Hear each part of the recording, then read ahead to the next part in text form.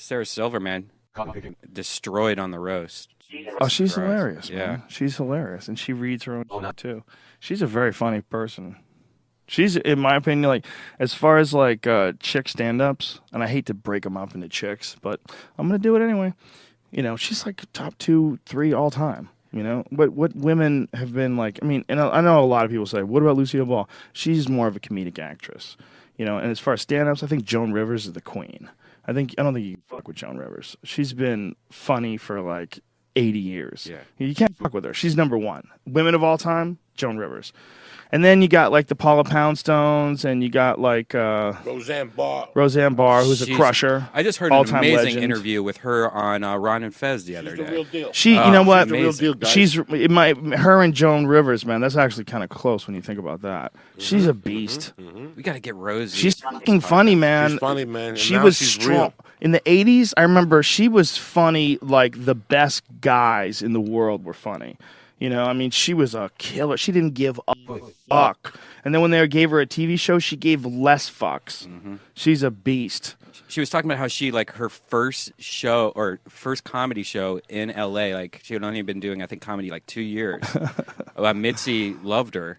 And that same show, like her first night in LA. Tonight Show. Yeah, that she booked the Tonight Show on the first night. That is insane. Insane. We got to get her on the insane. podcast. I talked to her, like she was thinking about stopping by our San Diego show and Comic-Con. So you chat with her? Yeah, on Twitter. She She's follows cool. me. She's that's cool, so dog. cool. She's cool as shit. Well, she follows me on Twitter. Like Yeah, she cool asks as me shit. questions sometimes. She's all into like New World Order type shit. Dude, imagine got a couple smoking guns. weed with her. Yeah, Having her on Dude, podcast. it'd be amazing. Listen, I mean, I just love to give her a on hug. Letterman, tape it. Even if you can't watch it. Look, I did Rosie O'Donnell's show just to meet Rosie. I really did. I think she's badass. I like her. Whether I agree with what she says about things or not, I think Rosie's got some balls. And she doesn't seem like an asshole to me at all. No, when they had that show on VH1 with the badge, the stand-up badge, that the host quit and Rosie took over. That was when she was a strong-ass woman. And the girl you like, dog, she rips up fucking stages, too. Who? What's the chick on Channel 5 every day, the one that seen you at the bus stop?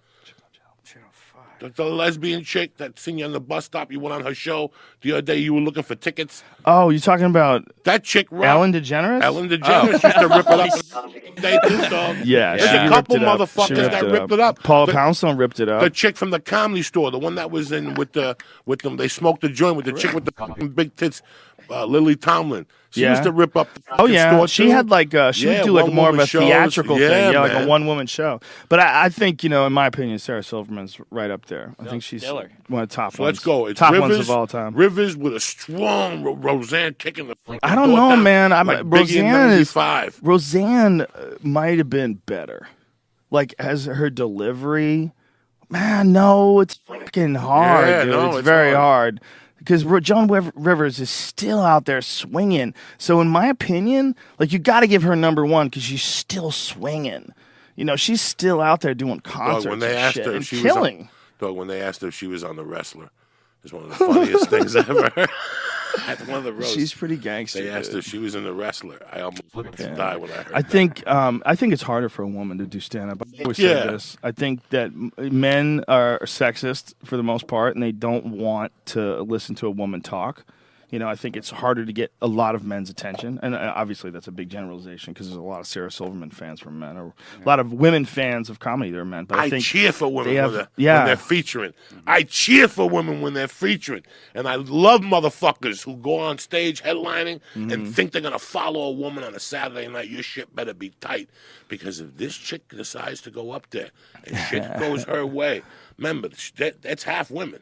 Shit goes her way, you're going to have a rough time. And I've seen it happen. Oh, you know How I've you seen Beaumont Beaumont Bacon. I was just gonna say bro, that. I've seen a bury motherfucker Bury 'em. with ego at the store.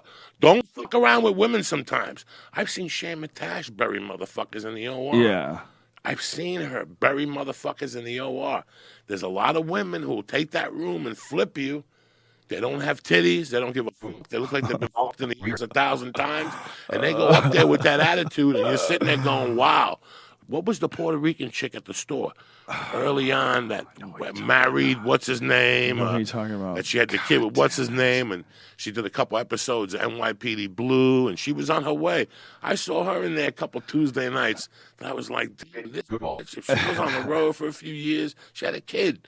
By that time she had the kid, she'd sit the kid in the fucking bar at the Comedy Store and go do 15 minutes. Well, I think I told you that like one of the most promising sets of an open micer I ever saw was Kelly Kirsten. Kelly Kirsten, absolutely. Dude, let me tell you something. Kelly Kirsten, especially when she didn't have a boyfriend, she's a sweetie, and she'd get a boyfriend, she'd calm down. But when she didn't have a boyfriend, she was fucking angry. And she did this bit, man. She did this bit. I wish I was a man. Kelly's like, I'm short. I'm 5'8", and she's at least 5 inches taller than me, right? I mean, how tall is she? She's 6'1", 6'2"? Yeah, I would say 6'1". She's a very tall girl. And she gets fucking angry, and she's like real physical, and like she did this bit. I wish I was a man. If I was a man, I'd come in chicks and go, fuck you, have my kid. She goes, if I was a man, she goes, if I had a dick, I'd kick old ladies in the traffic. And it's like this really wild bit, man. Listen, man. And I was an open mic, or she was an open micer rather. I mean, she was just starting out, and I was like, wow. I was like, this chick is fucking strong. Joe, you saw it that the chicks that went through the Comedy Store either had to sit or get off the fucking pot. They only had about 3 or 4 weeks to adjust to that style of comedy. And you would see them go away on their own because it's 6 guys before you. Yeah. And you got to go up there with your little quaint material at 10:45. You had about 3 or 4 of those sets until it got back to Mitzi. So now what you had to do is go in there and go, you know what? I got to use my pussy and go in there and throw some heat and throw some steam. And that's either do or die at the store. Even Sherry Shepherd. I remember Sherry Shepherd used to come in early on. Oh, yeah. What was the cute black girl that had the white boyfriend manager? Goodness gracious. What? And then you had Lemaire that was all stitched up and plastic surgeryed up and shit. They were holding it together with crazy glue. And I remember a comic that used to go to the Laugh Factory. She was asking me about the store. Like, when should I go up? Like, when is the crowd, like, the nicest? I'm like, just like, stop. I was like, end this conversation right now. You don't know what you're talking about. You're talking about chaos. Audible.com. Go to Audible. Go buy yourself some cool shit. There's a lot of books. Like I said, Sarah Silverman's book, and that's a good one. Go get that one. Get it for free. Audible.com/Joe. Do you know her manager? Have you ever met Sarah Silverman's manager? Which one's her manager? Some lady who was amazing, and she was so fucking badass. She was like coming up to guys and be like, "You better not fuck with Tony. If you fuck with Tony," like it was intense. She was amazing. What was that about? I think Tony's managers were there, and so she just came up and started like just screaming at these 2 guys. It was so awesome too. And then I was like, who was that girl? I thought, and he goes, oh, that's Sarah Silverman's manager. I was like, funny. That's badass. She's a badass. All right, we're also brought to you by Onnit.com, and we do have a new thing at Onnit. We have an orangutan kettlebell now. The orangutan kettlebell is it's like 50-something pounds. They insist on doing them in poods. Oh, shit. 1 pood and 2 pood. It's pretty badass.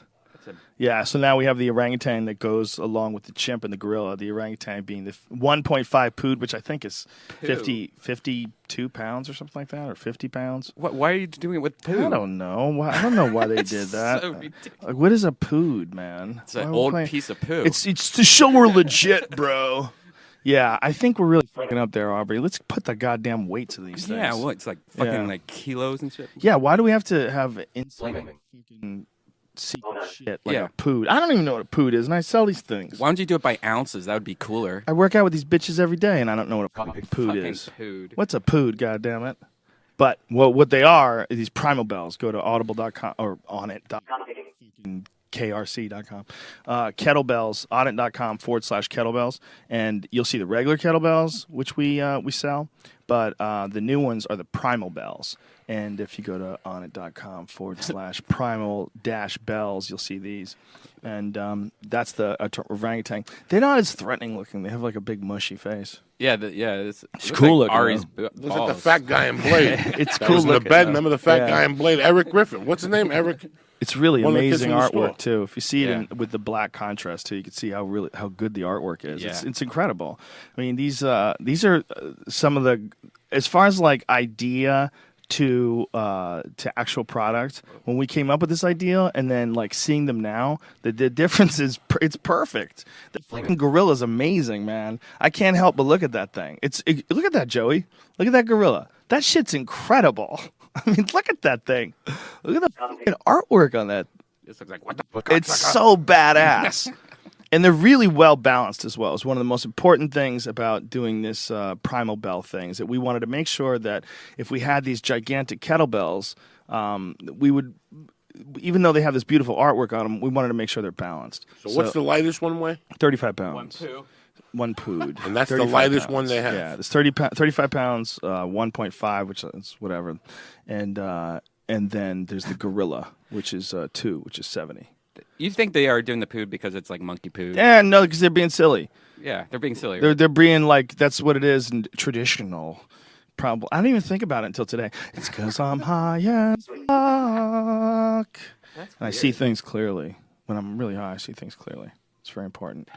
Yeah. So anyway, go there and check that shit out. Have some, get yourself some hemp force protein. Get yourself some, all kinds of battle ropes and weight vests and steel maces. Anything you need as far as like strength and conditioning. If you're trying to tell people you train UFC, yeah, you ever see that shit they do on All Access? It's me, bro. Fucking ropes in my yard. I'm swinging around a mace. It's like old school. If we go back to sword fighting, I'm prepared. We also sell buffalo bars. They're called Tonka bars. Them shits is delicious. They are. They're made the way the Native Americans used to make them as well, with these cranberries and buffalo meat. Buffalo's super good for you and delicious. And buffaloes are big, so if you shoot them, you're likely to hit them. It's easier to farm them that way. Joey Diaz. What are you bothering me for? What do you want me Buffalo. for? Anyway, Onnit.com, use the code name Rogan. You'll save 10% off any and all supplements. Oh, and I need to say about this orangutan thing. We're donating money for each Primal Bell.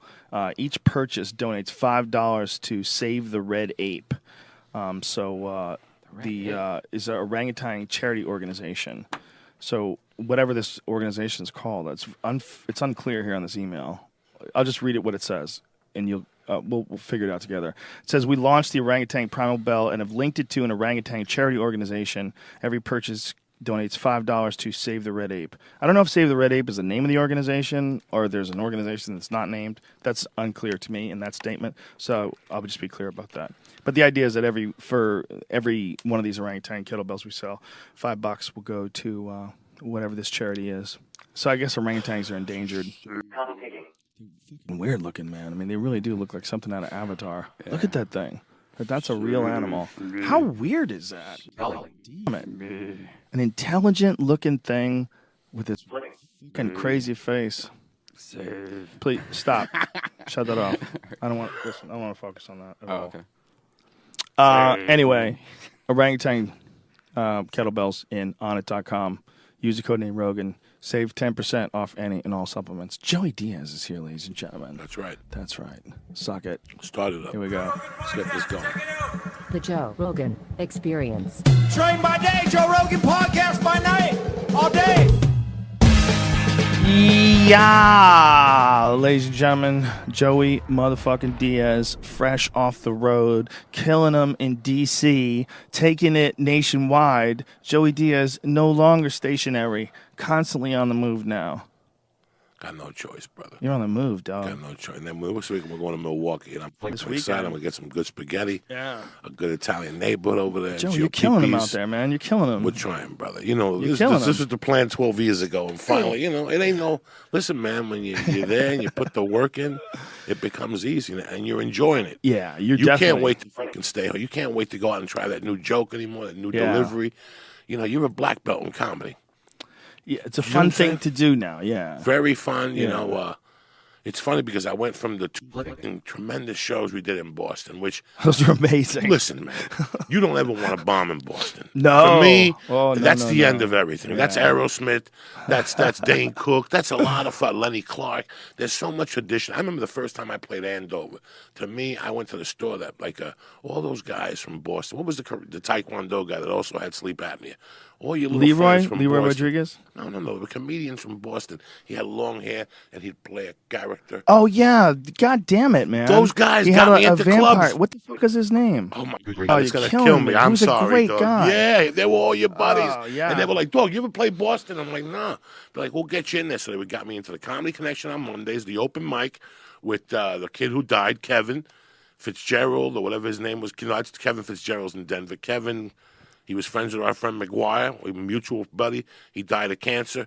Oh, Kevin Knox, yeah. Kevin Knox on Mondays. They introduced me to him. So I became a part of this thing. I would do Andover, the Aku Aku, and I was never good enough to play Boston. I would get to do the Connection on Monday nights. And that's like having a fucking stripe in comedy when you get to play Boston and they accept you into that community. Yeah. So I knew before I went to Boston that week, I did as many sets as I could to tighten my shit up. We didn't go to Boston unprepared. It was me, you, and Ari. You know, I mean, it was just a fucking perfect night. It was funny how the next day I had to go to a summer jam up in San Jose with Russell Peters, who was a pleasure to fucking see, and Angela Johnson and all those guys. And I didn't really get across. I was burnt out from the Boston shows. Like, I put all the energy I had to those 2 shows at the Wilbur Theater, which was great. It was a great thing that I left, and Channel Sun and One and Fox Sports, the whole thing. But what are you gonna do? The dude's name was Dom, wasn't it? Hit me. What was his last name? God damn it. It's driving me crazy. Dominic, he just hit me up and you up about sleep apnea. He wanted to go take a test about a year ago. I can't believe I can't remember his name. I ran out of room. I ran out of room for names, Joey. No, it's no disrespect. People don't understand that. Like, and the attorney, there was the Dominic Fig. Dominic Fig. What Dominic was Fig. the nice gay kid? That I was so worried I was going to not remember his What was the name. nice gay kid that went to Chris McGuire's house to eat dinner and your name came up and there was 2 gay guys at the table and they go, he doesn't like Joe Rogan. He goes, why not? He goes, he called Princess Diana a cunt. And they all went, oh my. They all went, oh my God. It was horrible. That's hilarious. Those were great times, and those guys from Boston took me, and they would take me up there. So then I went to San Jose. Then I went to D.C., and that was really the first time. I used to do, like, headliners in Tyson's Corner for years. I used to fly into Dulles. This is the first time I was in the city, and it was an experience because I tell you what, if I would have gone 5 years ago, guys, I would have bombed this weekend. Really? Why do you say that? Because I learned how to control more. You know, you learn and it's so funny how we put ourselves out there where you never did. I didn't have a choice. They would ask me to headline. I would go up there with stupid jokes. And you would headline and you'd have the time, but you weren't really a headliner. And it's true. When people start to come to see you, it makes you work a little harder. Like every time you see them, you want to have new material or a new flow to you. So I had never been there. And I sharpened up this week, and I went there. And I tell you, they were very politically correct. Yeah? The city of D.C. downtown, hey, man, it's the nation's capital. You know what I'm saying? I'm talking about weed under my nuts. And you know, you can't do that. But they took the ride. And Yeah. And as far as the club, the fucking DC Improv is tits. The staff, the Spanish bartenders, I mean, the whole fucking deal is just a great little club. I had the burrito one night. Just the whole experience. The city of Washington, D.C., I had the best chicken teriyaki and white tuna I've had the last 20 years. I've done theaters there before, like a couple different times, but I never did the improv before. Recently, I did it with Callan. Yeah, I just stopped Let's go back. Okay. And do a week, 3 nights. Yeah, yeah. Like a 2 What, Thursday. there? You want to go back there? Yeah. Let's go back. It's a great We had a place. lot of good people there. Yeah. I went to a lot of places here where Death Squad usually doesn't go. I'll tell you what place really blew my fucking mind. They're ready to kill people. Where? Salt Lake City. Really? The Mormons are ready, dog. They ain't fucking around. Louisville, Kentucky. They're ready. They'll come down. No, I went to Lexington, the home of University of Kentucky. I had a great summer going to these places that were oddball. But I wanted to see what was out there. Who was listening to the fucking pop? People were driving 6-7 hours. People driving 6-7 hours. I did that, the Louisville place with Tremendous. Duncan. Yeah, with Segura. No, with Duncan. Tremendous. Maybe I did it with Segura, too. Yeah, Segura, Did too. I do it twice? Yeah. I think I did one night and a weekend or something like I'm that. going back to Nashville this year. I can't wait. Oh, Nashville's great. Nashville's great. Is Utah really that crazy? Like, are people The crazy Death out there? Squad, yeah. No, coming I mean down. like the people out They're there. coming down. I'm thinking of Oh, doing... what you mean is like, are they like crazy Mormon? Yeah, I mean, Oh, yeah. do Yeah, they party that's- there? Yeah, but that's Mormon. Joe, did you see this party. map? It's kind of like what you've talked about. It's of all the porn searches that they just released. Pornhub did it, and of course, what you used to always say, the South, ebony, was Yeah. it's all ebony. But Utah, blank, and somebody, people are saying it's because child porn is the number one What? search. Well, Utah is blank. That's weird. It's like one of the few states where there's no downloads of porn. Right. Wow, look at Maine. Look at like Vermont. Yeah, of They course. just gave up. Asian, California. I don't know what Anita Queen is. Do you know what Anita Queen is? No, Never even heard of that. What is this website that you're going to? This is Gizmodo, and it's based off statistics given by Pornhub. Cream pie is Florida. Teen is Texas. What's that noise? You're not hearing that? No. Here's some crazy feedback. My core Cream or pie something. was a lot more popular than imagined. But Cream pie is like number one. yeah, I think cream pie is probably number one, and teens probably Well, number because two. people like to come into people. Yeah. Like They cream like pie. watching No, it. like most of them are cream pies. Well, that's what people like, I think. Let me look at this. I Yeah. need to I don't know what the map looks like. You know, I heard that Al Franken can draw the map. Like, you could get Al Franken up to a chalkboard, and he could just draw the map for you. And I was kind of, like, sad. Because I was like, I can't. I get it. Yeah, I have no idea where. Like, you I'm looking at these things, okay, because it's just cream pie. They're, like listing. Texas is teen, which is fucking creepy, man. That shit's creepy. Ohio's MILF cream pie. So not just cream pie, it's old cream pie. Yeah, this Sour milk. This is weird, man. It's weird how California's dominated by Asian. Look at that. Number one, Asian. Boom. Of course. These are the times. And the average visits. Well, I don't understand that. Do you get that? Average number of visits, duration. Oh. So the duration, the average for the people in California was like on the High darker end. Yeah, it's but like- not as dark as fucking, like, look at Georgia. Yeah. And it's teen. Yep. Ebony has the longest. So you can go into a store and say, I want teen porn, and they'll sell it to you? Like Yeah. two kids looking like No, 16? it's like No, 18, and no, that's they're 18 like to- 18 or yeah. 19 or something like Oh, okay. that, and that's the idea. But you can go into and get like Asian porn, like a white dude and a Chinese chick. Oh yeah, Online, you you can get that stuff? Yeah, Yeah. you just say it's like that's impossible. But it's That's like so standard. It's weird how there's like standard like categories of porn. You know, like DP, like that's a category. What's DP? Double penetration. That's like normal. Well, we're like one's the ass, one's the vagina. It's so passe. It's so passe that it's its own category. It's like disgusting. it's not just once, not just a couple crazy people got together. One in and her listened. ass and one in the vagina. Yeah, double Dudes penetration. right in her Yeah. asshole like that together. Hey, giggling. listen, if you're a chick and you like dick, tell me that wouldn't be amazing. No, it wouldn't.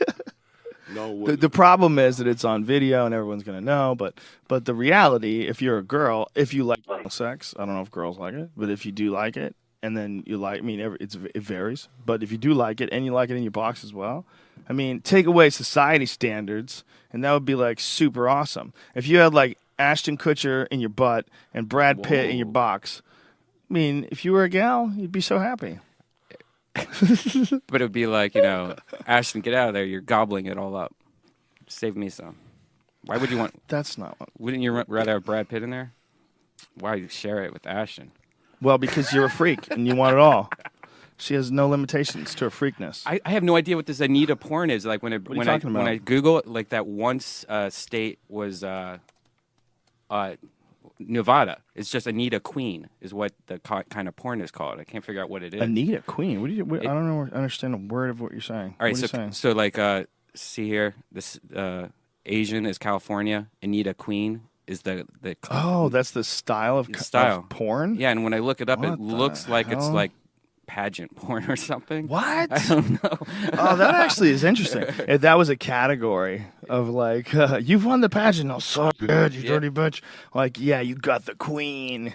You took down the number one gal. No, that's a weird thing, isn't it? That's weird. What's hard? The categories are weird. Like that some dudes like only jerk off to anal. They just like, they can't wait to see some more butt porn. Yeah, put it where you're not supposed to. Woo! You know, like what the fuck, man? It's weird how that's actually like a category. Yeah, I find myself going into weird categories a lot lately just to mix it up. Kind of like when you drink the same alcohol for so long, you're like, oh, I'm gonna try something different. I've been like black chicks getting fucked by big white guys. Is there a lot of that? Yeah, there's tons of that. So black chicks getting dominated by white guys with big dicks? Yeah, huge dicks. So it's like some like, you look at this black guy. Yeah. Yeah, in your face, buddy. Yeah, look at my giant white pecker. And then have them sprint to the girl. How about that? The first guy who gets there gets to be a bunch of white guys jacking off. Going, oh, come on. Come on, black guy. Did you hear with a this? big dick. The sex industry's closed down because of AIDS again. Yes, I did hear about that. And the chick that boner guy, that chick that did a porn With Wiener. Anthony Weiner, who's a politician. Yeah, she actually did a movie with the guy that has the. Yeah, I read that. Yeah. She did a movie. Well, the guy was exposed to HIV. He had sex with the girl who had contacted HIV. Yeah. He had sex with her, but allegedly, from what I've read, it's not that easy to transmit from HIV from a woman to a man, that it's much easier for a man to a woman because of the man injects fluids into the body. So I don't know if that's true, though. Obviously, I'm not a doctor. But, like, Tommy Morrison is supposedly, like, really sick with AIDS now. Like, he has full-blown AIDS. And they did a story about it recently. Somebody posted it on the Underground, and it's really sad. I mean, he's dying. He's on, like, life support system, essentially. He has full-blown AIDS, you know, and they say he got it from a girl, you know. I mean, it might be possible. I do not know. You know, I've heard, like, obviously that's what you always hear. It's not possible for a guy to get it from a girl. You always hear that. But I don't know if that's... I don't think he did anything else unless he got it from a needle. He could have got it from a needle. That's the obvious choice. Well, we were talking about that yesterday with Dwayne Ludwig. We were talking about fighters and pills and pain relief. And, you know, fucking what relieves pain better than heroin? I mean, is there anything?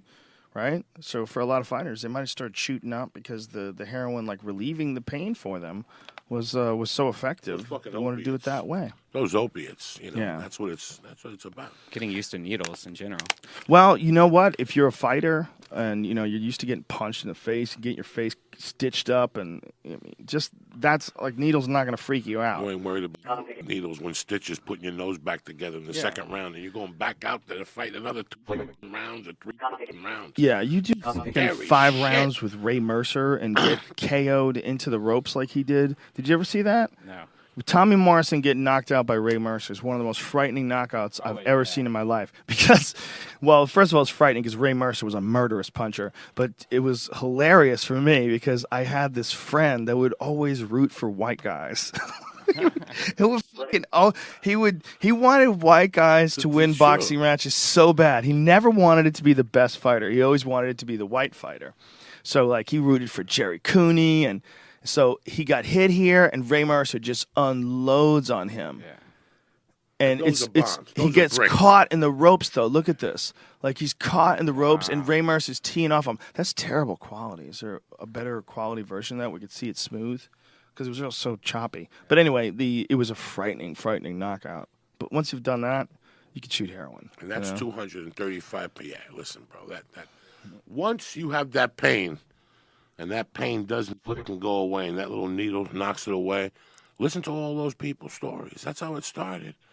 You know, that's how it started. And all of a sudden, a rookie's behind you to take your fucking job in football. You just bought your fucking girl a house and a boat. Yeah. And you bought your parents a boat, and now you're 28, and a 22-year-old All-American is coming in front of you. And you got a little bit of knee pain. And if you complain about it, then you have surgery, and you're out, and then this motherfucker steals your job. Wow. What were you going to do? You ain't got time. You do what you need to do. Shoot the cortisone, shoot the DECA, shoot the Mecca, shoot it all. I don't give a fuck. As long as I play, at the end of the season, we'll talk about surgery. Then guess what, dog? At the end of surgery, they meet a fucking guru who says you don't need surgery. We're going to shoot this in you, and that's it. Ray Mercer was a murderous puncher back then. This one right here. Watching that. Right there. Right. All of them. Dude, all of them. Yeah, the left that stiffened him and the right that put him down. And then he hit him 2 more times, full clip after that. Watch that one more time, just the finishing blows. Because I'm serious, it's one of the most devastating knockouts I've ever seen. Man, if you saw this on TV, when was this? 70s? Late 70s? Early 80s? 80s. Yeah. Here's that right hand. And Ray Mercer was a fucking killer.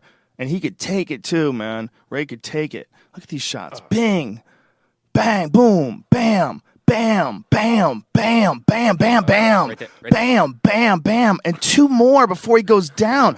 Look how many times he fucking hit That's him, what gave man. him AIDS. Those punches, dog. He got punched with AIDS. You're not even joking, though. It might have. Dog, Shit. that was it. He just got AIDS. Like I mean, something had that to might happen. have just He didn't get brain damage. Like, he got AIDS, rewired dog. everything.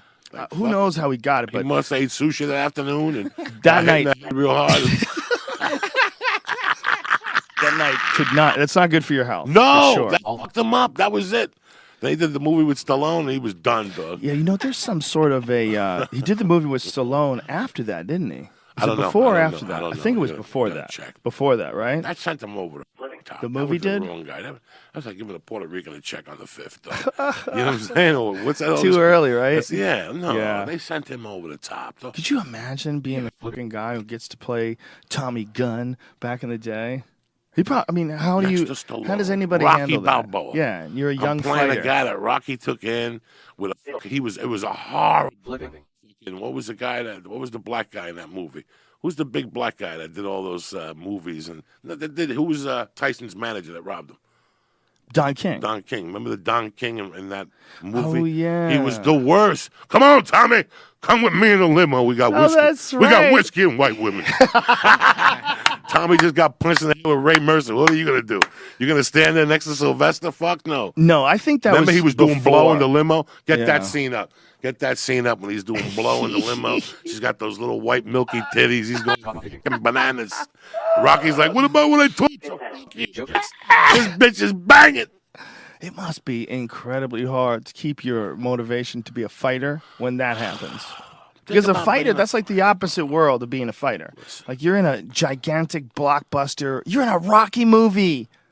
Back when it means something to be in a Rocky movie. You know, if you're in like Rocky 9, like if you're in Rocky today, that's even what tell I do. nobody. It's all I've ever done. Did you see Rocky Balboa, the last one? No. Hey, man, if you're into Rocky movies, it's not bad. That's it right This there is when he the leaves. final scene with Rocky Look and at the white Tommy. chick. Oh, this is great in Spanish. And Tommy Morrison and him square off, and there's the shitty Don King. Look how big it is. Fucking small as it is.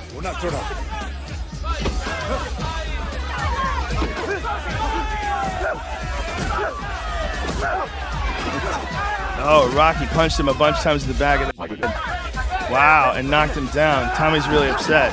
Oh, wow, he threw at him, and Rocky hit him on the way in. Incredible fight here. Wow, Rocky took his legs out. He's going MMA. No ground and pound, though? Uh-oh, now Tommy's coming back. Boy, that looks fake. Holy shit, that looks fake. That looks so fake it should be illegal. That looks so fake. They gave him $20 million. That's how fake Sylvester. Can you imagine that shit, Joe Rogan? Oh, he probably made at least $20 million from this movie. 20 This is a million. huge movie, man. Look at this. Here's the finish. Ah. One giant left hook, and he Where's drops Don him. King? Look at Don King. You hit me, I'll sue you. Ma che diavolo stai facendo lì? Ti vuoi muovere? Che aspetti? So that's the digital signal that we're allowed to use, the Spanish version. Yeah. We can get away with that. Yeah, you just got to get the brain juice. Oh, yeah, he fucked up. So I found the map of the U.S. and I didn't know where a lot of it was. I didn't know where a lot of it was in the weird areas, like the Maine and New Hampshire areas. So hold Joe Rogan. Look at me. Joe Rogan, Yeah. look at me. Quick. What? What's the 6 states in New England? New Hampshire, Connecticut, Rhode Island, Vermont, Massachusetts. That's it? Massachusetts. Connecticut. No. Rhode Island. Where's- Rhode Island, Where's Connecticut. Bob Marley from? Maine. Did I not put don't Maine? know. I forgot Maine. I don't know. Is Maine New England? It must be. Yeah, Maine's New Maine's England. got to yeah. be New England. Yeah, Where Bob okay, so I Marley's forgot from. that. Beautiful. And New Hampshire's New England too, no? Yes, sir. Whoa, So- those are states? That's I- the this real- whole time I thought these were Hey. cities. How dare New you? Hampshire is Yeah, where you like, don't know. You really are a baby. New Hampshire's where if you don't live close to Boston, you fly into New Hampshire. Yeah. And the fucking flights are dirt cheap. It's like two different worlds to fly into New Hampshire and to fly into Boston. They're 45 minutes. It's like Burbank, LAX. New Hampshire's filled with a lot of fucking people that don't want to hear the government's bullshit. They're all like those live free or die folks. They have compounds set up. That's on their license plate, live free or die. That's a gangster state. They're like up there too, where you got to like shoot moose to stay alive. When you're north of Boston, you're a silly bitch. Okay, that's not cold enough for you? You need to go further? Because when we would do gigs in Maine, I'd be like, oh my God, it's colder. Like, we'd be in Boston and we'd go to Maine to do a gig in December, and it'd be 10 degrees cold. You get out of the car, you're like, I can't believe these motherfuckers live where it's colder than where we live. You ever been somewhere where you look up and you go, how the fuck do people live here? And you make like a mental note, like, this is the coldest I've ever been. January 5th, 1995. They took me up from Denver, Colorado. I was living in Boulder to do a gig in Cheyenne, Wyoming, Joe Rogan. Oh, yeah. It had to be 35 below with the wind chill. I left the hotel and I asked the guy at the fucking thing, where do you get something to eat? And he looked at me and he goes, maybe 50 yards down, but I wouldn't leave if I was you. And I looked at him like, bitch. And I went out there and started walking. And like 25 minutes in, I was like, it's too cold to walk there. And if I get there, it's going to definitely be too cold to come back. Wow. Like, that's how, and I walked, and I had chili, and, I mean, it was horrendous. I had to take your jacket off, and they had to sit next to the heater, and that was something that... we forget about that. We don't have to deal with that shit here. $350 I got for that gig as a feature act for 4 shows. That's a good gig. In those days, yes, yeah, it was. That's a good gig. Yes, it was. I remember I just got an email from John Schuler. I got to email him back. I just remembered. But I used to do a lot of Schuler gigs. And they varied, like if you got a good one, it was a couple $100, maybe more, depending on what kind of bar he set up. Those were great gigs, He would like have, and some of them were really fun. They had a lot of them. Schuler had a lot of them in Connecticut that were great gigs. What is it called? Brown Thompson? Is that what it is? Place in Hartford he used to have that was like a really good comedy club. It was the only place in Hartford because at the time I think there's an improv in Hartford, Connecticut now. Yes, right? Funny Bone. A Funny Bone. Something. Yeah, there wasn't any back in the day. I want to say it was called Brown Thompson's. It was like a bar, and they used to book the comedy there, and it was like a fucking comedy club. It was like a real club. It was a great gig. Like people would get excited about that gig. It was a good one. Schuler had them all over the place. 2 places where I thought I could possibly get killed doing comedy. Craig, Colorado is heavy fucking duty, Colorado. That was the first time ever I got an addendum. What do you call that shit when you get the paperwork on the gig? And it said, room is known to be active. If anything happens, run to your room and contact the bar manager. Like that's what it said on the triple run. And the other crazy gig I did was a place called These Civilizations, these cities had been taken over by the cities and they didn't give a fuck. It was called Rock Springs, Wyoming. Rock Springs, Wyoming, they had done a thing on 60 Minutes about Rock Springs, how the mob had taken over Rock Springs, Wyoming. And that's where they took wounded hookers from Las Vegas and revamped them and fished their pussies and made them hook small time. And they had a strip club that it was like AAA. I'm not kidding you, dog. Look it up. Rock Springs, Wyoming, 60 Minutes. The feds had to go in and take it back from the local government. What? This is craziness. They had gambling stuff, and Mike, well, what's his name? Like 2 of the guys from 60 Minutes went up there and did a report about it. There's some crazy fucking places out there that you'll never know about unless you drive through. I just got an email from a fucking great guy that said he has a room in Billings, Montana, a 400-seat little theater, and he sent me an email. I'm thinking about going up there, obviously like a fucking May, because that's the only month it's fucking warm up there. There's a website called Rock Spring Hookers. Oh, no, they don't, but that's not Rock Springs, Wyoming. WyomingHookers.net. There you go, dog. They don't fuck around there. It's to a different level. That's where wounded hookers go. They get rehab to fix the monkey. They get rid of the chlamydia and the HIV. Ray Mercer takes care of them and punches them. Don't pull it up. Don't pull it up, Brian. Don't put it up. It's too disturbing. No. Yeah, you can't do that. What's that? the website. Is it I bad? shouldn't have mentioned the name of it anyway. Oh yeah. Who gives a fuck? Pull it up. It's not pull my it up. fault. No, look at don't. 'em. Is it disgusting? No. Yes, and no, and I don't want you to pull it How up. many bruises they got? I don't think we should. I mean, it's an illegal business. They're gonna get in trouble. I don't want them to get in trouble. I told think you they're they don't providing. give, they're providing an extra They don't give a service. fuck. They're on the internet. They said, but look at the interview. Yeah, but Look how at do the you interview- find them? But look at the interview Don't from go- 60 don't look Minutes. that up. Don't look Please, that just look 60 Minutes up and see what. Okay, 60 Minutes. Okay, 60 Minutes, fine. Rock Springs, Wyoming, 1992, 93. I don't know if it's the same Dom Fig, but we're talking about Dom Fig, the vampire comic. Look at this. There's a guy named Dom Fig that took this fucking picture of a wave hitting the buildings in Connecticut. Holy shit, man! Look at this. This was when Sandy hit. Brian, see that shit? Yeah. Pull that picture up. Where's that at? It's photographer awestruck after catching a wave. This is an incredible picture. It's incredible because, the idea that he was there while this actually happened, you shouldn't be anywhere fucking near there. And this crazy is not just there; he's taking pictures. Photographer awestruck after catching a wave is the title. A wave. Yeah. This is nuts, man. Did you find it? Okay, go to cpost.com. Or just look up Dom Fig comic and then click on the third link and you'll see Dominic Fig is big around Dominic Halloween. Fig comic. Dominic Fig comic. And then look under the third picture. Dominic Fig comic and look under the third link rather. It'll say Connecticut Post. Okay, here we go. Look at this fucking picture, man. This is insane. I mean, it's insane. It's what were they thinking building houses there, first of all? That's beautiful for most of the time. But fuck, man. If there's a possibility, but it didn't matter if you were right in front of the water with this motherfucker, right? They went several blocks in, just destroying everything in its path.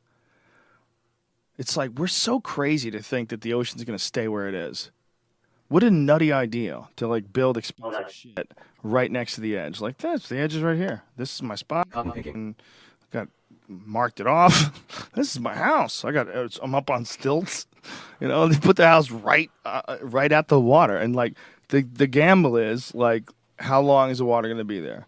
Is it going to stay there for 100 years? Is it going to stay there for 50 years? What's the gamble? And everybody's willing to take that gamble because if you can open up your window and you're there on the ocean like it's a boat, that's amazing. So they take that gamble, park that bitch right next to the rocks, and hope that nothing melts. Yeah, but you'd have a bigger gamble with having a house on the mountain, like with the fires that you had. That's true. Well, the fires are everywhere in California. Yeah. I mean, I talked to a firefighter that said there's a real worry, and not of if, but when. That one day, one of these motherfucker wildfires that they get is going to catch L.A., and the wind's going to be just right, and he said it's going to burn right to the beach. I go, you think it'll burn down Hollywood? He goes, I don't think we can stop it. He goes, if you're dealing with the kind of fire that can go that far and is that strong and it's wind aided and it's just big enough, because fires can be really, really, really fucking big. It's hard to wrap your head around how big they can be, but they can be so big that you can't fucking control them. All you do is try to contain them, but you can't control them. And if they get that big and they can't cut it off in time and it starts going towards L.A., if it's the right time of year, the right amount of Santa Ana winds kicking in, shit, man. Look what happened last year in New Jersey. I didn't think it happened. Bro. Look what's happening right now in Montana. Yeah, There's look, in Phoenix, or in Arizona rather. With the dust storm. Somebody told me they were driving back from Vegas on Sunday, and it was fucking scary. The car was going all over the. Took them 8.5 hours to get home with the traffic, man. The wind. Listen, everything's getting more extreme.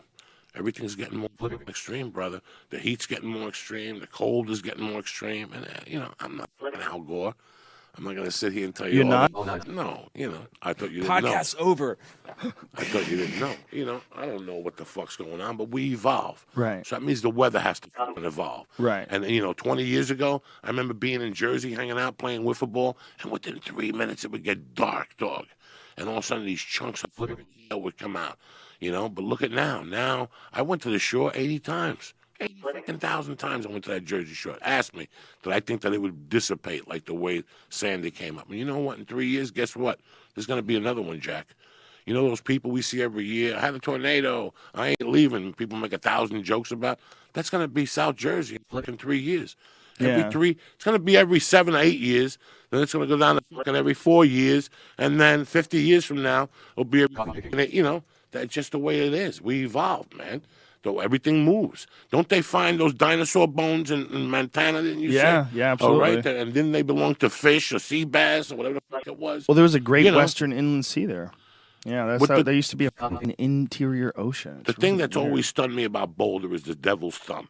When you're on baseline and you're driving close to University in South Boulder and you look to your right and there's a thing that pops out of the fucking mountain. This figure. Go ahead, look it up. Boulder, Colorado, the devil's thumb. And it pops up. And it makes you fucking think. It makes you, it's the weirdest thing. I hiked up there one time with my dog. Not Hercules. Yeah, Hercules went up there and was missing for a night. I went up there and tried to look him down. They got snakes up there, the whole thing. But it makes you think, man, what the fuck was here 3 million years ago? Not me, so I don't know. I don't have the answer. Did you hear about that there kid? You go. Look at the devil's thumb. Yeah. Come on now. I'm right there in baseline when you're driving. Look at that thing. That's a beautiful thing. Did you hear about the kid in Minnesota that got bitten by a wolf? Yes. Wolf bit him in his fucking head while he was sleeping and wouldn't let go. The wolf was trying to eat him. He was sleeping outside the tent, and I guess I don't know why. There was other people in the tent. I don't know what the whole story was. But the wolf clamped a hold of his head and wouldn't let go. Can you imagine what a terrifying feeling it is when a wolf, a 75-pound wolf, has clamped a hold of your head while you're sleeping?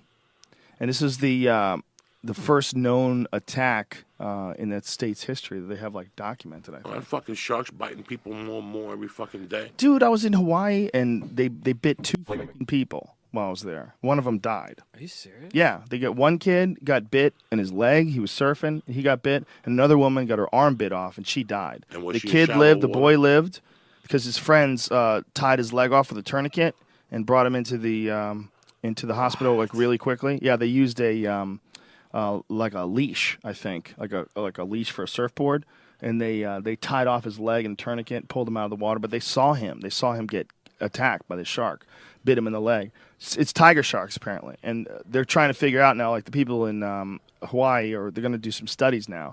They're going to try to figure out why these tiger sharks are being more aggressive. But there's going to be a lot of issues with wildlife in the ocean as well, because these predators don't have as much to eat, because we fish so much. We take so much tuna and so many different fish that they survive off of.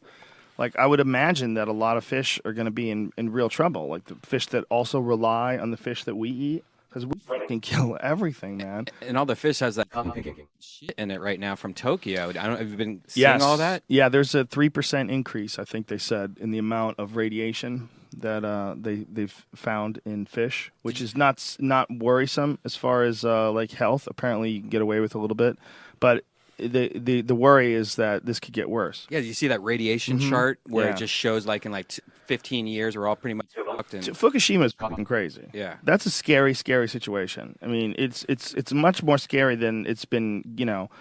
Oh my God, did you see what Miley Cyrus did on TV? She stuck her tongue out and showed her butt. Meanwhile, there's a fucking hole in the earth that's filled with radioactive shit and it's leaking into the ocean. Yeah. I mean, it's really scary. They can't stop it, they can't contain it, and they don't know what the fuck to do. And instead, we're looking at Syria, and we're looking at all these other. Maybe there's threats. I mean, maybe Syria is someplace we really do need to be. Maybe they are using chemical weapons. But for sure, that shit is going down in Fukushima. For sure, there's a real problem there, and TEPCO doesn't know what the fuck to do, and no one in the world has a solution for it. I mean, I don't know what the fuck they're gonna do. I mean, it's just constantly leaking radioactive waste. And what are the people in Tokyo? What's that going to be like in a decade? What I mean, it's right down the hill from that place. I mean, what is going to happen? Are they going to have any non-radioactive fish? And don't they rely on fish? There's a huge amount of their income and their diet that relies on fish. That's going to be a terrible place. Could be a real issue, they're finding radioactive bunnies, like bunnies that have deformities and shit that live there. They're born with no ears. There's like all sorts of weird shit going down near there. Yeah, what if the fish start turning into like these tiger sharks are eating these these fish and stuff, and it's in the water, and it starts becoming what, like a zombie sharknado? I mean, like that's like real, like the Listen to that statement and imagine that used in court against you. I mean, like these fish are Imagine like you trying to argue that you're smart, and then like, okay, now that's real. It's like fish sharknado, zombie fish sharknado. Yeah. No, but I mean, like if the fish become like some mutant kind of animals that. Yeah, well, that could happen. I mean, I don't think that's really how things mutate. The life is a comic book, son. But yeah, in a comic book, that would become Godzilla. It would become the creature from the Black Lagoon or something. Godzilla right? was made. You thought it was made? No. No, Godzilla was a creation because of the atomic bomb, supposedly. The U.S. drops atomic bombs on Japan, and then Godzilla is born because of the radiation. Like all those animals, those giant animals, Mothra, all that shit, Rodan. I believe maybe Rodan was from space. So it's coming true. Well, that was the idea. No, it's not coming true. It's just some fucking sharks bit some people. Those are good movies till you saw the string, and it messed your world up. You're like, straight fuck! from the Mothra string. Yeah, the Mothra string and shit. Wow, wow. Remember when ABC so bad today. Fucking ABC would do Monster Week at 4:30, the after-school movie. 4:30 after Dark Shadows. You threw some fucking heat, Jack. Yeah. Pull up some videos of Godzilla. Oh, Godzilla versus the Smog Monster. Yes. That's who the baddest one was. Godzilla versus the Smog Monster. You remember when it was King Kong versus Godzilla? And they had to make King Kong the same size. Oh, and that was always very disappointing to me when I was a boy. That I found out how much smaller King Kong was than Godzilla. It wasn't even close. Godzilla's like 500 feet high. King Kong's 50 feet high. 50 feet high ain't shit when you're dealing with Godzilla, but in Godzilla versus King Kong, all of a sudden King Kong's huge. That's a good little fucking jam, too. Blue Oyster Cult. Godzilla. Oh, no. There goes Tokyo. Go, Godzilla. Yeah, that was Blue Oyster Cult, right? Yeah. Yeah, look, the smoke wakes him up. Those movies were... People today can't understand how awesome those movies are. Play that. There you go. People don't understand how amazing these movies were. Amazing. It's L.A. versus Tokyo. Look how bad this is. This is incredible. Oh, that's when he became the smog monster, remember? And he flies around just blowing poison smog on people. Chemtrails, bro. Yeah, he was the original chemtrails.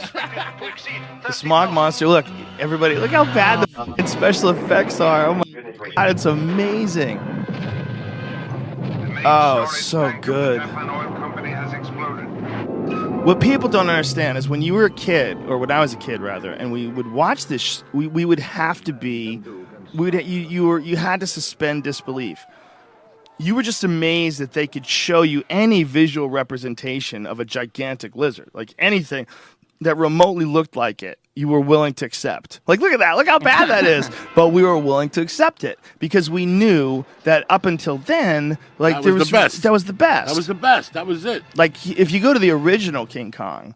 And the original King Kong, the difference between the way the Japanese did it and the way Ray Harryhausen did it, I think it was Ray Harryhausen. I might have made that up.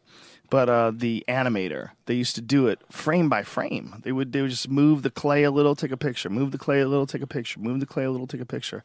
It took fucking forever. But they would have these elaborate fight scenes with these clay animals that they created. So you'd like King Kong fighting against dinosaurs. That shit took forever, and look what it looked like.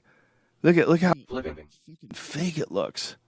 Look, it moves around. Wow, that looked like I hurt. Yeah, it's like people got fucked Somebody up. really died. But look, there. it barely even looks like it's there. Like, play that. Look, it barely even looks like it's there. No, like, there's a guy in front of it, and he's looking at it. What are you doing? I was singing. I can barely see him. Look at that. There's It's two weird. people. And look at the fucking special effects. Like, what was King Kong? It was like 1936 or some 33. shit? 33? Yeah. Wow. So back then, this was the greatest fucking thing the You lost world your had mind, ever the movie known. theater. You can't believe they even pulled this off. I mean, the special effects for back then were unbelievably incredible. Like, people were so excited to see this. When you look at, like, King Kong itself, like, show King Kong itself. Oh. Like, when you see him. Hey, where's King Kong? Oh. The guy's getting up. They're trying to figure out what happened. Look how fake this It's looks. a lizard. But this is a real lizard, though. I think they just stuck a real lizard in there. Nope. That's animated too. Yeah. Wow. Sometimes they would do that though. They would have a movie and they would have like a real lizard, and you could tell the lizard was nowhere near them in real life. But they'd be like, "Oh, look!" And they would just insert this giant lizard in the back. How weird must it have been to act in these movies? Okay, there's a spider. It's 16 feet tall. It's coming at you now. Run! Look at him. He's like scrambling, and then they have to add in this killer spider. This is nuts. Like, look how bad it looks when they pick up someone and they're getting bit. This is so stupid. Watch out. But that was as good as the world had ever seen back then. Yeah. It was impossible to get any better. Like, that was incredible. Like, people must have been so excited. And there was no, I mean, what TV shows were on in 1936? Howdy Doody. Or 33. Right? Did they even have TV in 33? I don't know, When did they just had invent radio TV? and When's the invention of TV? Invention of TV. Yeah, for a while, it was just movies, right? TV probably came a long time. I thought it was fucking radio, like that. I thought the Green Hornet was a radio show and all that shit. Invention of the TV. I didn't find anything for when was the invention of the TV. Searching the web for when was the invention of the TV. Huh. Okay, so apparently there's not a single thing. 1927. There's not a single thing that you can point to. Because there's a lot of shit that got invented that related to the Can you invention of imagine the sitting television. around with a bunch of people and your family and listening to the Green Hornet That'd be at awesome. night? Amazing. 8 to 9 every Friday night, and then Wednesday was something else, and Thursday was comedy night. Like they'd have like not Jackie Gleason, but the other guy, like Little Orphan Annie. yeah, Someone- something like that. It happened in 1862 was the first still image that was transferred. And this guy had something called a pantelegraph. So he transferred a picture by telegraph, this thing or this electronic thing transferred. And he became the first person to transmit a still image over wires. Fuck, man. They figured that out in 1862. You know how crazy that is? Slavery became illegal in 1865. So while they were still slaves, someone had figured out how to send a photo over wire. Fuck. Remember when the telegram was huge? Do you remember that? When you were a kid, the telegram was huge. They had huge commercials. Yeah, Western Union. Western Union was huge. You had to go to Western Union and then pay cash. Then they got the credit card, and that was the beginning of the end. That was the beginning. This is incredible stuff, man. They in 1873, scientists May and Smith experiment with selenium and light, and this reveals the possibility for inventors to transform images into electronic signals. How the fuck did they figure that out? I mean, think about how nutty that is. These dudes are riding horses, and some motherfucker figured out how to turn images into electronic signals so that you could sender them, so you could send them over wire. Look how stupid I am. Hundreds of years later, What was the first picture? Porn? It had to be, right? probably a guy sent some chick a picture of his dick. His poop. Look at my poop, fine lady. It was some crafty cat. It's like, this bitch has got to see my dick. If she sees my dick, it's on. And right now, she wants to stay in Philadelphia. So, fuck, what do? I'm in New Mexico. Sending pictures of your slaves. This is amazing stuff, man.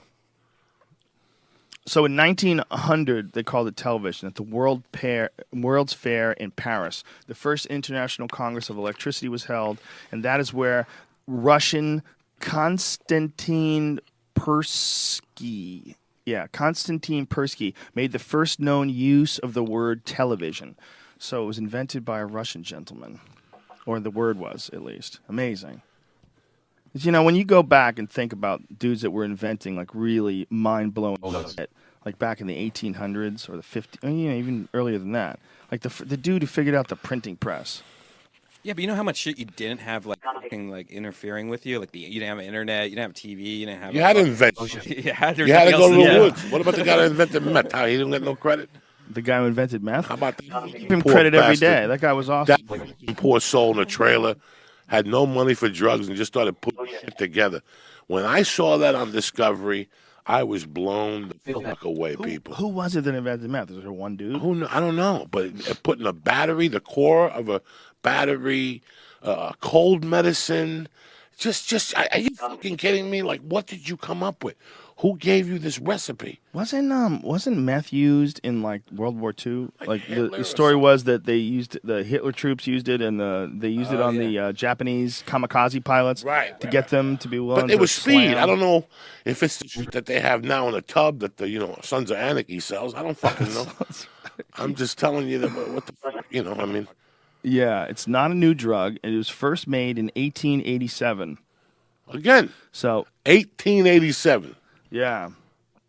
Some Germany- dude wanted to send a picture of his dick to some chick, so before he could invent the camera and to get the electronic wave, he had to stay up for a week to fucking do it. I'm sorry, that was just amphetamines. So amphetamines for 1887. Amphetamines. Methamphetamine, which was more potent and easy to make, was developed in Japan in 1919.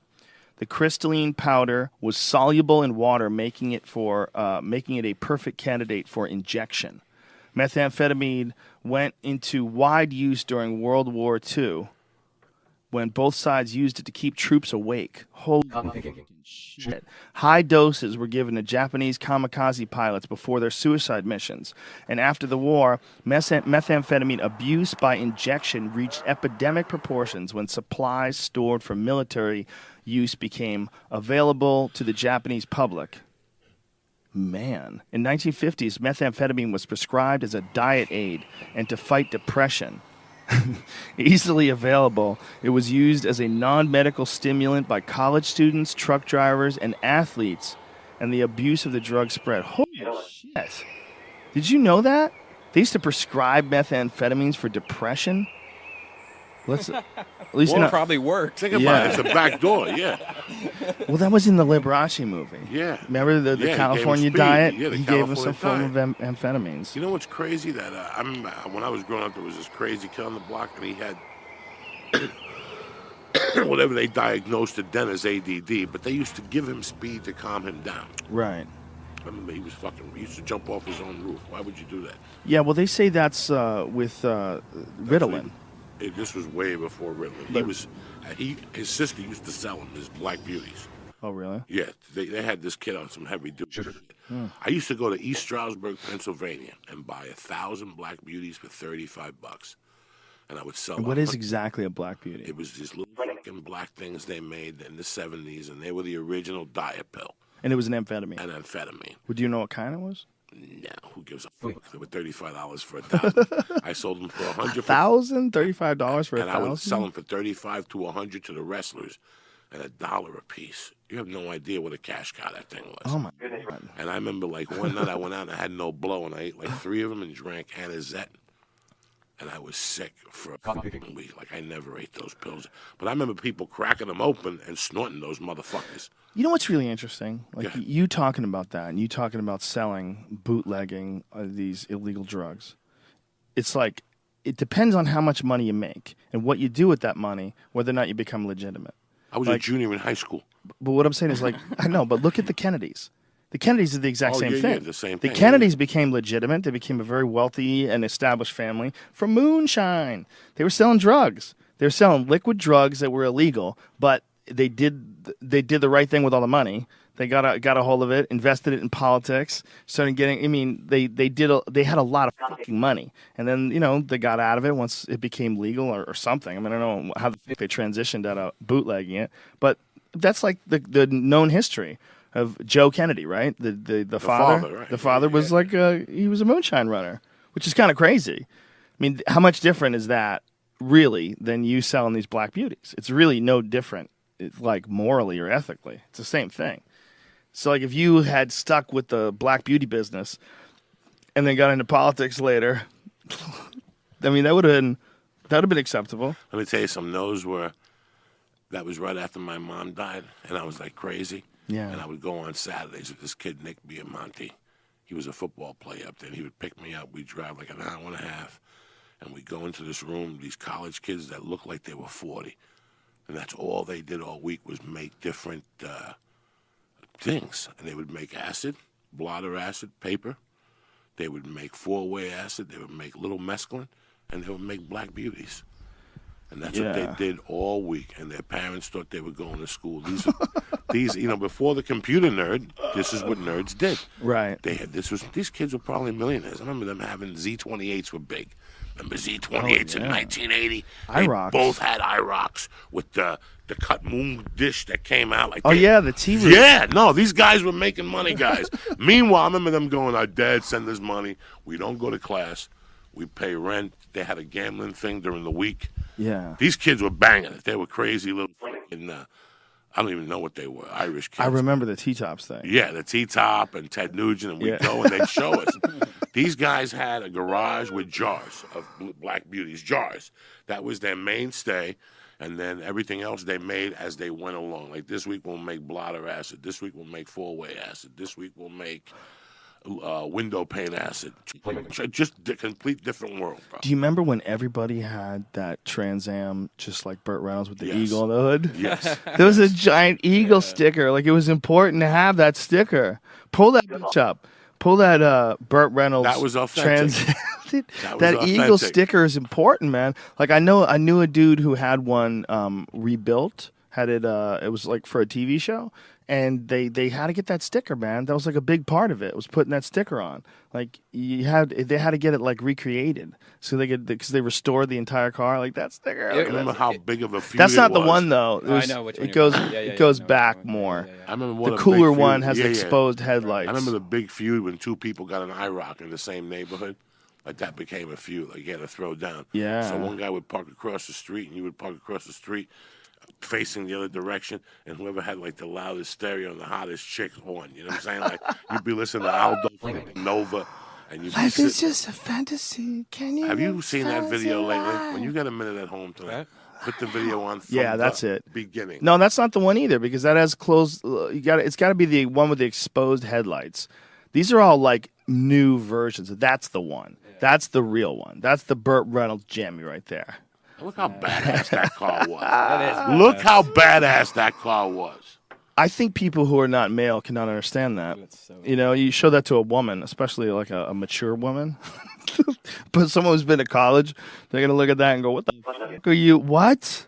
Go back to that picture. It would be cool to have that like black on like silver, like where you could only see it like silver wise. I was looking for a better one. But. Well, there's people have done like little custom ones. I remember that. I'd seen some custom really cool spray painted ones, like what's it called? Air gun. When those are like air gun artists. Remember that? They used to do those that's a pretty dope one. Yeah. Remember they used to do like vans, and on the side of vans would be like some like a Conan scene. Like a dude. Yes. Yeah, it was airbrushed, right? Uh-huh. There was a dude with a sword and like fucking women like Frank Frazetta style. Do you remember that? Like, that was a big thing. Those vans. To have a bar in there, you were pimping. Yes. Velour. Why go to a hotel? With the little windows in the back, and they had like a moon roof. Dog, we could smoke in here. Pop the moon roof. Like, that was like big time. Yeah, the moon roof was huge. The moon roof was huge. And what kind of artwork you had on the side of your van was And it was fucking all huge. ugly. You look at it today and you go, what the fuck was I thinking? Fucking Japanese guy with a hammer with a fish in his hand. I'm going to pull this up. Van with airbrush artwork. There's a couple guys in Burbank that have that. Really? They airbrush vans, and it's like they'll change them all the time. And like the latest one was like Wonder Woman. She looked like a Mexican Wonder Woman now. Dude, go to that. Go to van with airbrush artwork. It's still going strong. There's still some fucking cool pictures out there. You just got to find these guys. Oh, they still do it. Definitely. I didn't know. I hadn't seen one in a long time. I've seen on like tour buses and stuff. This is the kind of shit that is like by me at my house. Like this is what it looks like. That's awesome. Come on, man. How awesome is that? Luke Skywalker, Obi-Wan Kenobi, Some C-3PO, aliens. That's pretty badass. But there's a lot of them, yeah. Like this is oh god. Someone's got to have a Frank Frazetta out there. I bet if I look up Frazetta, airbrush Frazetta. That guy had, in my opinion, like somebody's got something here. What is that? Does that look like a Frazetta? That guy had the best, like, fantasy art When you were a kid, did you like Frank Frazetta? Do you remember those paintings? Death dealer. No, You know who he is? no. Did you ever get into books or comic books or anything like that when you were A young? couple months. I was big into I was into Marvel, like the four. What Marvel comics. the Fantastic Fantastic Four. I liked the Silver Surfer, and the only reason it was a story. I was into it like 10 months. We go to the festivals in the city, and we try to buy Batman 3 or some shit. And Yeah. it was just a couple months. Then I went off the deep end. There was no more fucking comic books. Now it's all SpongeBob 24/7. No fucking comic books. Turned around and came right back to it. For me, I was really into those fantasy artists like Frazetta. I'm trying to think of some of the other names. There's a bunch of other names of guys who are like really famous for that. But Frazetta was my favorite because I was such a big fan of the Conan series, and he did a lot of the artwork. Pull some of those pictures up, man. They're incredible. It's just like that to me, like symbolized that kind of that genre of book. Did you ever have a van, Joey? A van? Yeah. No, I drove a van for a construction. No, a hardware company for about 6 weeks, Oh yeah. and then I got fired. They're still there. They're still fucking there. Really? The hardware store on Fairview Avenue. Yeah. When you go back and look at shit from your childhood, it's strange when you see stuff that's still there. The guy's still fucking there. That was the first. I got arrested January 29, 1983. Really? I got caught for possession of stolen tools, like stolen property, like to do crime. Oh, nice. I went out on bail. I paid a fine. I was on probation for 6 months or something like that. And that was it. It was dumb as fuck, but I worked at that lumber yard. And I had a good little job over there. I was a delivery driver. I could make my own little stops. At that time, I was doing a false, like a settlement type deal, so I had to go to the chiropractor. That gave me time to go to chiropractor and all that shit every day. It was like $250 a week, and I worked 6 days a week. Wow. And I had to drive to the Meadowlands and different construction sites and drop off tools and linoleum and screws and nails. There's a shit you do. I drove a van when I was about, I guess I was about 18. I had a van for a while for delivered newspapers. I bought like a second car because the newspapers would fuck up my suspension. Like everybody who delivered newspapers, your suspension got fucked up by the Sunday paper because it's so much weight.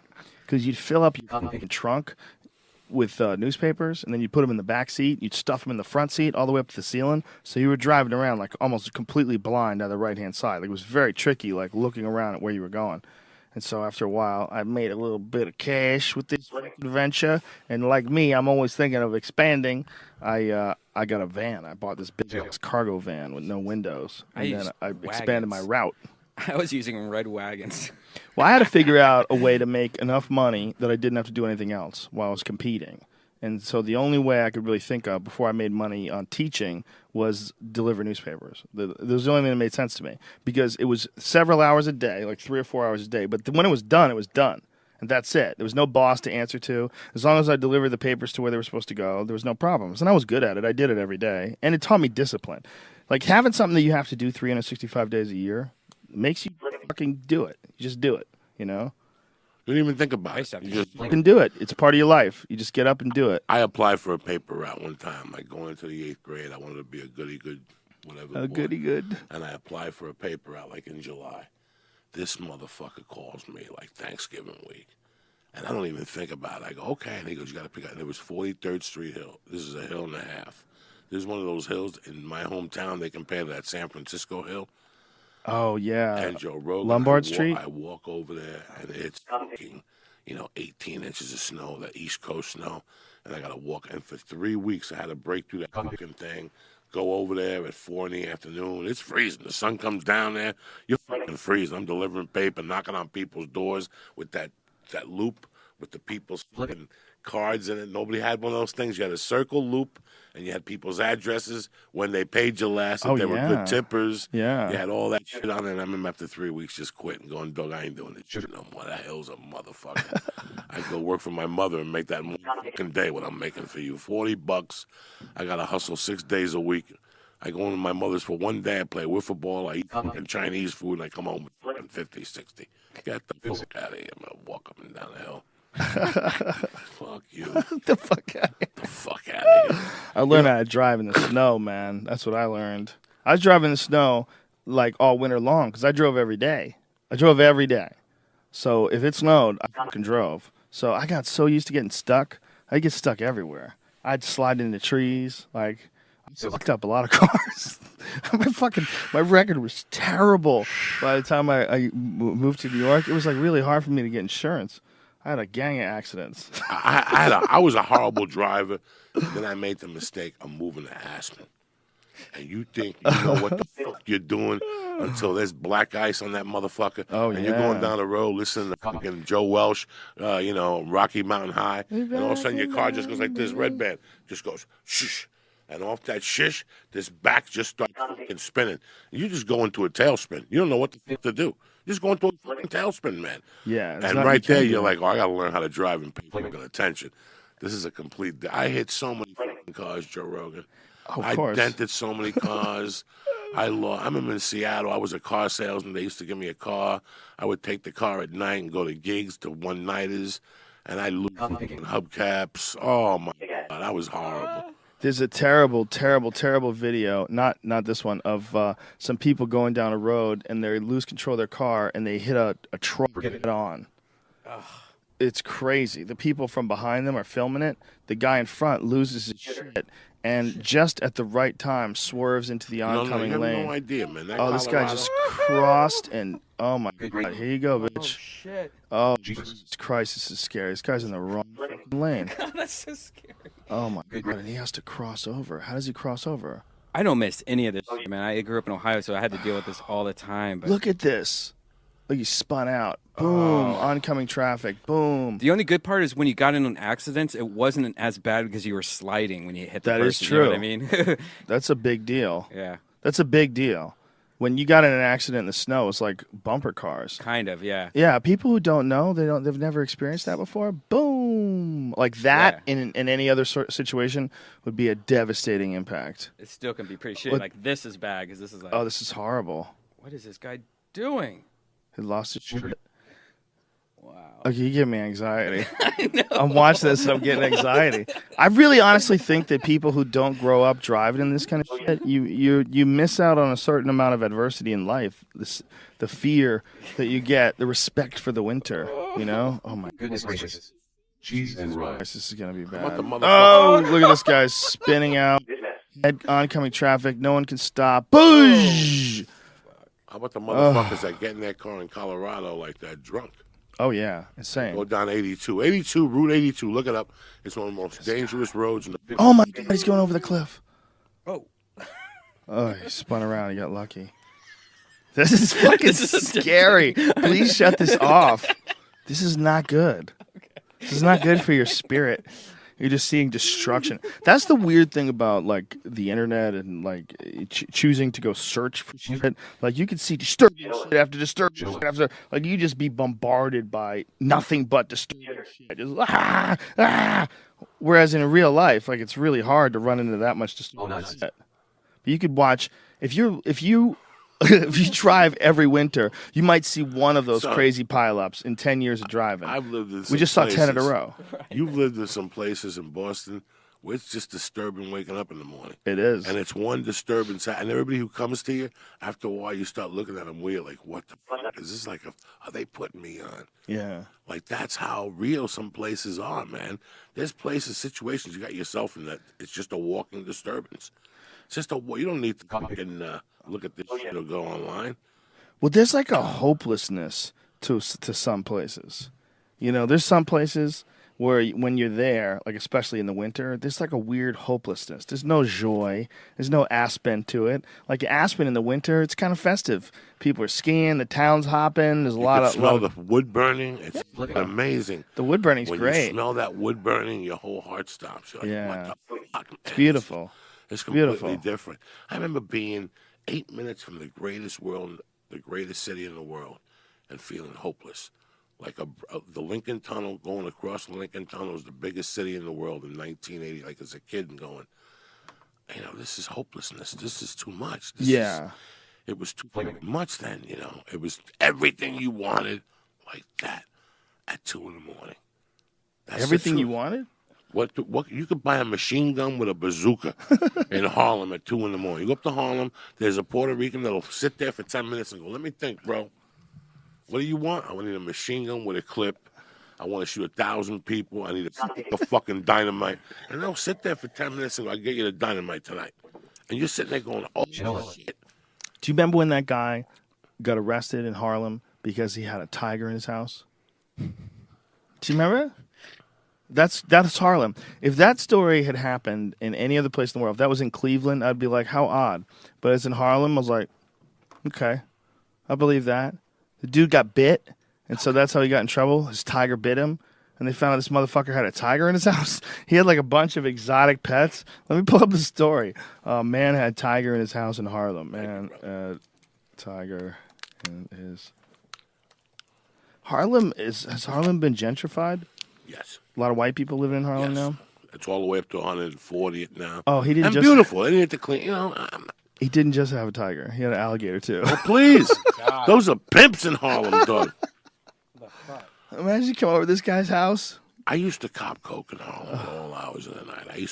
When I was 18, just out of high school, I used to go to 135th in Amsterdam, where you had to walk through the room where the chickens were fighting. Right. This is real. And you walk through the room where the chickens were fighting. And then you walked into a DJ booth, and they'd wait for you. And there are times I go over, and the cops were there. They wouldn't let you go in because somebody got shot. And then remember who did Mike Tyson fight in Harlem at 4 in the morning one night, dog? Mitch Blood Green. Are you fucking kidding me? At a haberdashery. Are you yeah, at a haberdashery at 4 in the morning. What's a haberdashery? Like when you go buy clothes, men's clothing or something.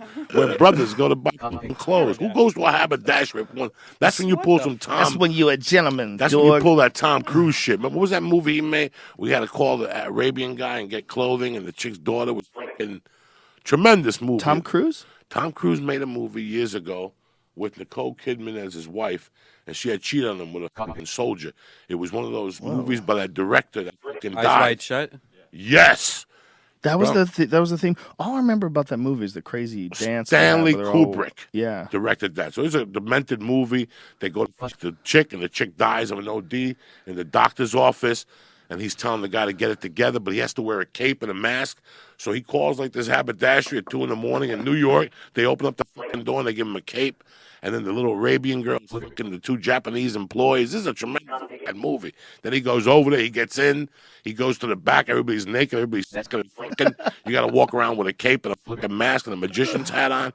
And then they threaten him, and he goes back home to Nicole Kidman, and she's telling her that one night while he was away, she fucked a sailor.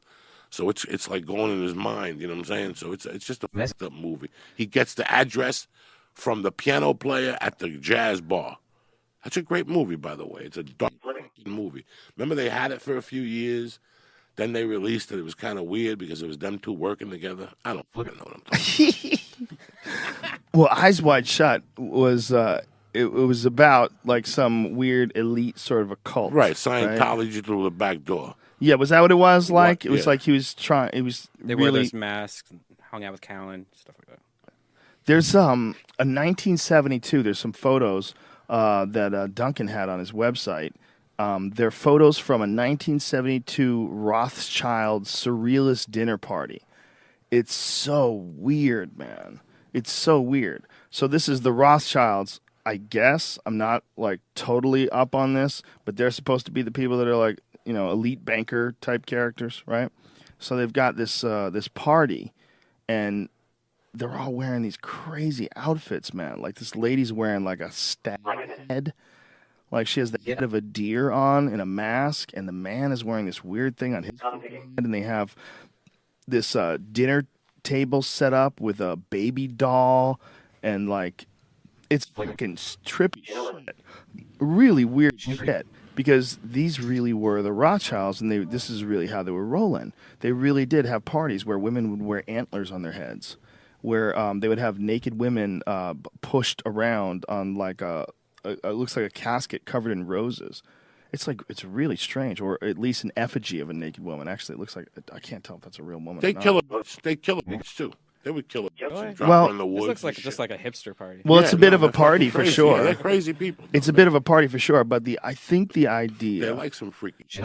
if you want to follow the conspiracy theory, the idea is that these type of people, these elite societies, that what they would do is they would have these rituals and they would do something really fucked up so no one could ever talk about it. Like they would kill somebody, like they'd take a prostitute and kill her in front of everybody and then bury her somewhere. And no one could talk about it because they were all implicated. And so that's everyone, it's like your bond to this cult. That was the idea. I mean, that's always, look at that. That woman's wearing a fucking stag head. It's like a big deer mask. How weird. When you have like billions of dollars and it's 1976, you're like, fuck it. There's no internet. You can't get in trouble. There's no anonymous is going to fucking take down your website because you're some crazy Rothschilds character. These people back then, Cheese and rice. Christ. Brother, to have so much money that you pay off an attorney the night before the party, like a liaison to the police department. You can have a service come in to park cars. They're not allowed in there. Everybody has masks, so even if you do kill a bitch, nobody knows who killed it. It was some dude with a fucking goat's face on. You don't know who the fuck that was. Yeah. There's no IDs. There's no nothing. You're fucking bareback. You're just spreading chlamydia like a motherfucker at those things. No, I'm lying. Those chicks get checked out. Those dudes go all out. Can send those bitches to the doctor, blood test, pussy scans, asshole, the whole thing. What's the best scan for pussy? Is it an MRI? I don't fucking know. I don't, it's got to be something, some fucking freaky shit up in Rock Springs, Wyoming. I'm telling you, that's why they take those hookers and they revitalize them. They put some pep in their step.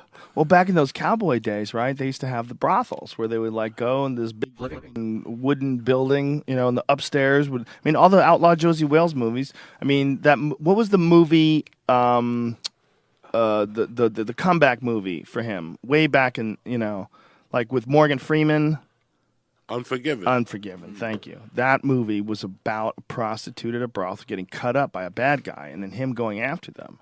Remember that? Yes, that's a good movie. I gotta It's watch a great fucking movie. Unforgiven is, in my opinion, one of the best. Yeah. It's all and time. it's a black sheep. Nobody really watches. Exactly. Or Tosa. What's that? And it's so realistic, man.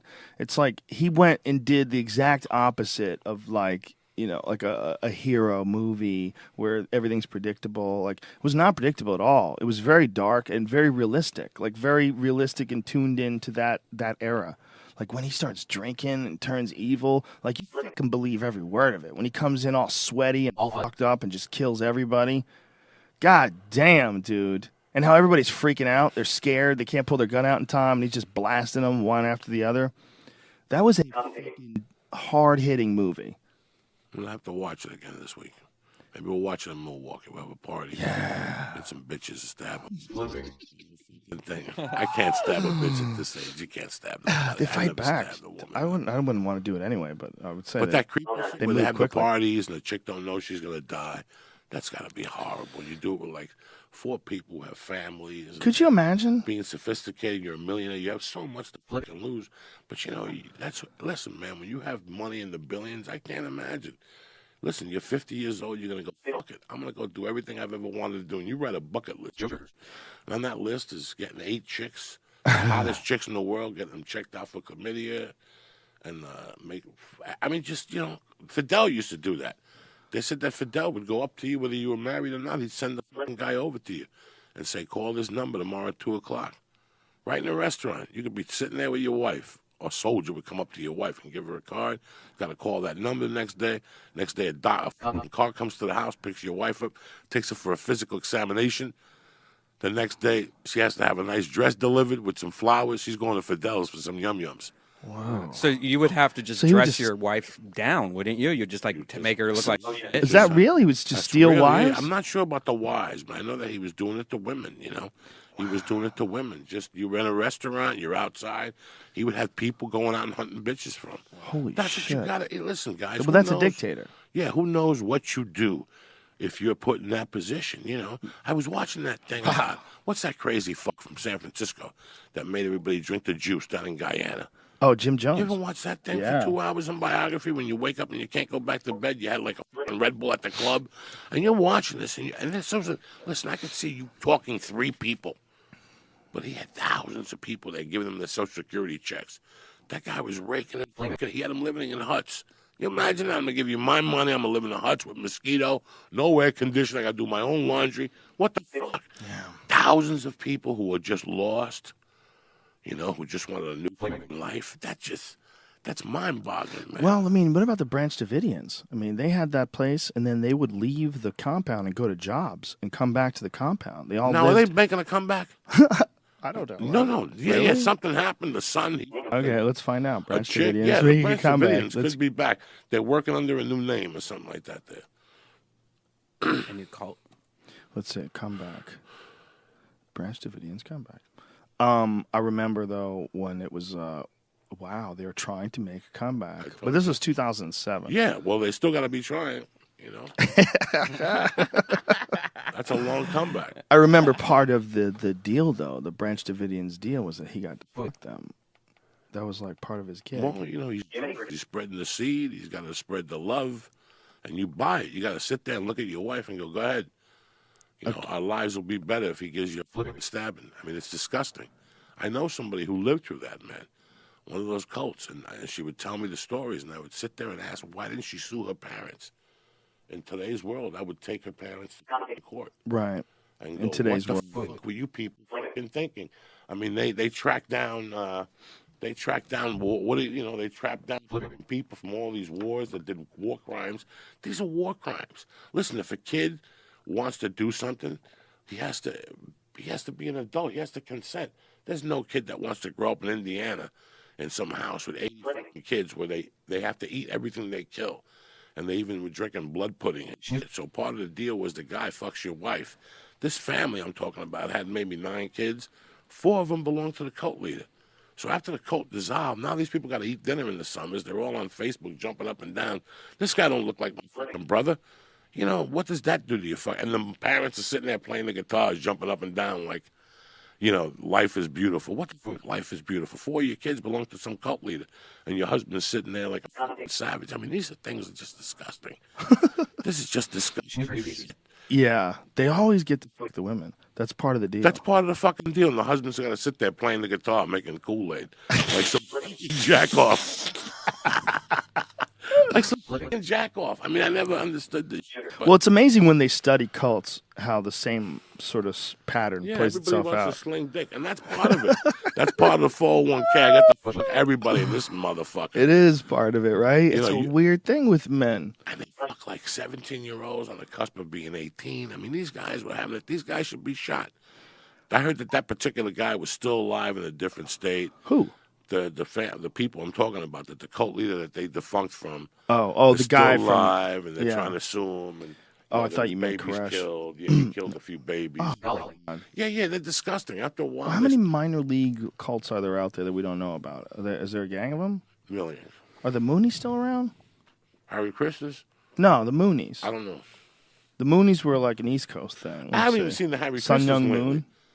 I haven't even seen Harry Christmas lately. No? No, with the little nothing. In Boulder, they're there every other week.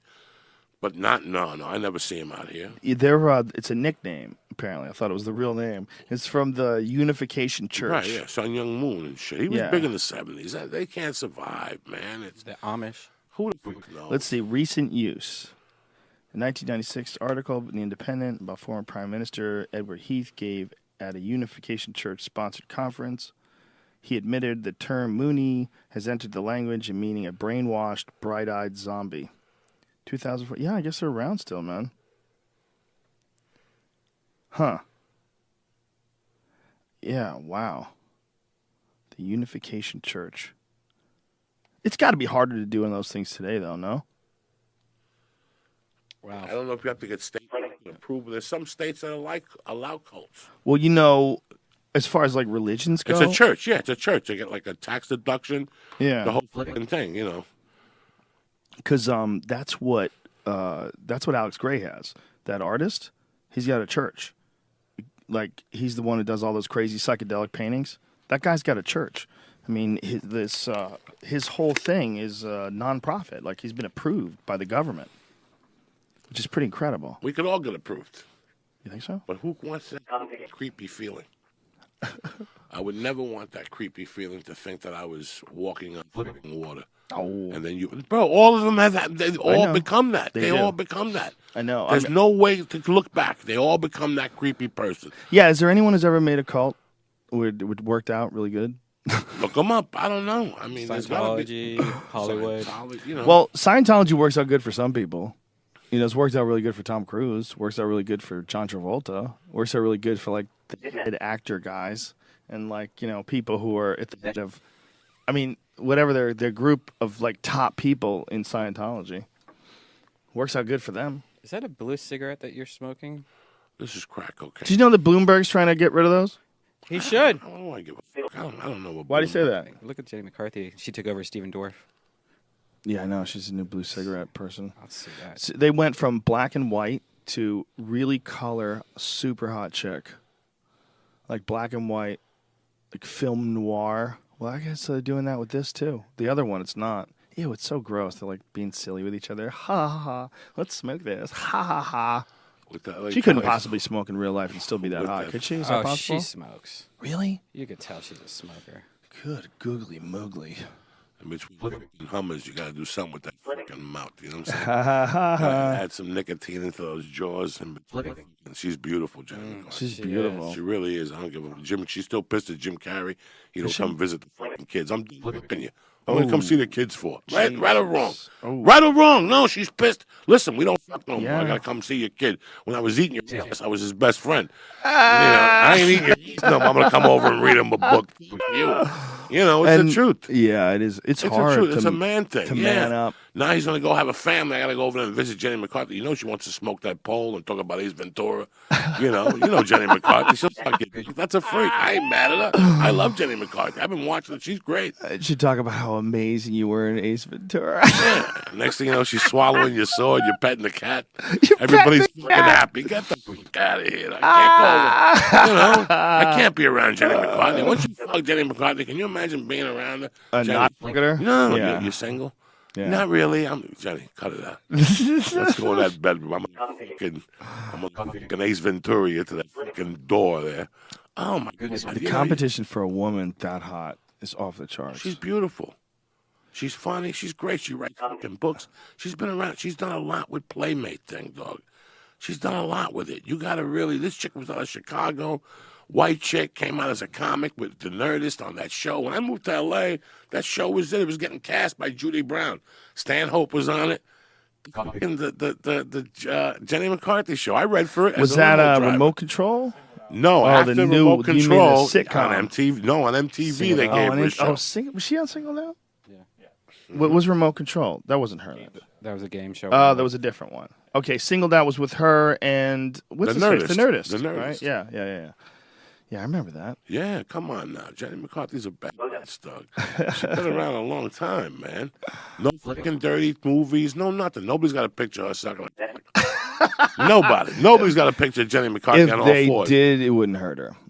She would just own up. No, to it. she looks beautiful. She's looking hot as fat asses. That used to be that would be a deal killer for a woman back in the day. It almost killed the chick from Miss America.